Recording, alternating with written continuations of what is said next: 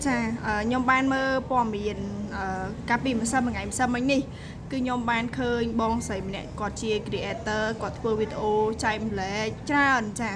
ហើយនៅក្នុងវីដេអូរបស់គាត់ហ្នឹងខ្ញុំឃើញមាន2វីដេអូដែលគាត់និយាយអំពីការមើលទូរស័ព្ទធ្វើឲ្យកុមារមានជំងឺអូទីសឹមចាហើយគាត់និយាយថាការមើលទូរស័ព្ទធ្វើឲ្យកុមារមានអាការៈអូទីសឹមឬគាត់លើកអង្គហេតុផ្សេងនៅក្នុងហ្នឹងអញ្ចឹងណា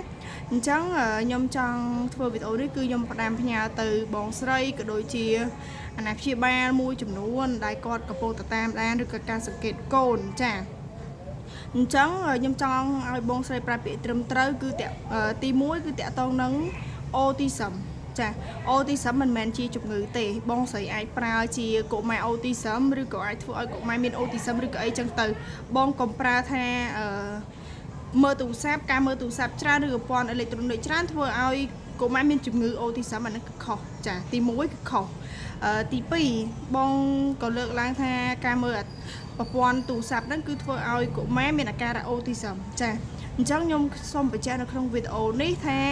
ការមើលប្រព័ន្ធអេឡិចត្រូនិកច្រើនវាប្រកាសជាប៉ះពាល់ដល់កុមារក៏ប៉ុន្តែកុមារអូទីសឹមឬក៏កុមារមានអូទីសឹមគឺគាត់មានពីកំណើតចាគាត់មានពីកំណើតមិនមែនមានម្ដងពេលដែលកើតហើយឬការមើលថែណាមួយទេក៏ប៉ុន្តែបើសិនជាប៉ាម៉ាក់ផ្ដល់ទូរស័ព្ទឬក៏អីឲ្យគាត់ច្រើនពេកព្រោះកុមារខ្លះគាត់លេចសញ្ញាអូទីសឹមលឿនកុមារខ្លះគឺយូរចឹងទៅអញនិយាយបានថា2ឆ្នាំ3ឆ្នាំឬក៏ទៅតាមនឹងចឹងទៅអញ្ចឹងជាពិសេសគឺកុមារដែលគាត់យឺតភាសាចាគឺបងស្រីលើកឡើងអំពីទូរស័ព្ទហ្នឹងគឺល្អហើយព្រោះកុមារមួយចំនួនវាប៉ះពាល់ខ្លាំងមែនតើតាក់ទងនឹងការវិវត្តខួរក្បាលរបស់គាត់ឬក៏ការវិវត្តអីផ្សេងដោយសារតែការមើលទូរស័ព្ទច្រើនពេកក៏ប៉ុន្តែការមើលទូរស័ព្ទมันអាចធ្វើឲ្យកុមារអូទីសឹមទេក៏ប៉ុន្តែបើសិនជាកុមារអូទីសឹមឬក៏កុមារយឺតភាសាគាត់មើលទូរស័ព្ទទៀតគឺកាន់តែមានផលវិបាកឬក៏ផលអវិជ្ជមានជះទៅលើគាត់កាន់តែខ្លាំងទៅចាហ្នឹងគឺយើងអូខេអញ្ចឹងចំណុចបងស្រីបកស្រាយមួយចំនួនក៏ល្អក៏ប៉ុន្តែមួយចំនួនទៀតគឺវាអត់ត្រឹមត្រូវទេអញ្ចឹងខ្ញុំសូមបញ្ជាក់នៅក្នុងវីដេអូហ្នឹងគឺយើងប្រើពាក្យអូទីសឹមឬក៏កុមារអូទីសឹមបានត្រឹមត្រូវហើយមួយទៀតប៉ាម៉ាក់ត្រូវស្វែងយល់អំពីអូទីសឹមគឺមិនមែនមកពីទូរស័ព្ទទេចា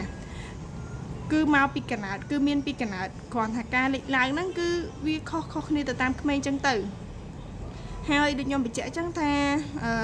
គាត់មានអូទីសឹមហើយឬគាត់យឺតភាសាបើគាត់មើលទូរស័ព្ទមើលប្រព័ន្ធអេឡិចត្រូនិកហ្នឹងថែមទៀតវាធ្វើឲ្យគាត់កាន់តែមានផលវិបាកឬក៏ការវិវត្តរបស់គាត់ហ្នឹងគឺកាន់តែពិបាកទៅមុខទៀតចឹងទៅអញ្ចឹងខ្ញុំសូមចែកម្លែកតាក់ទងនឹង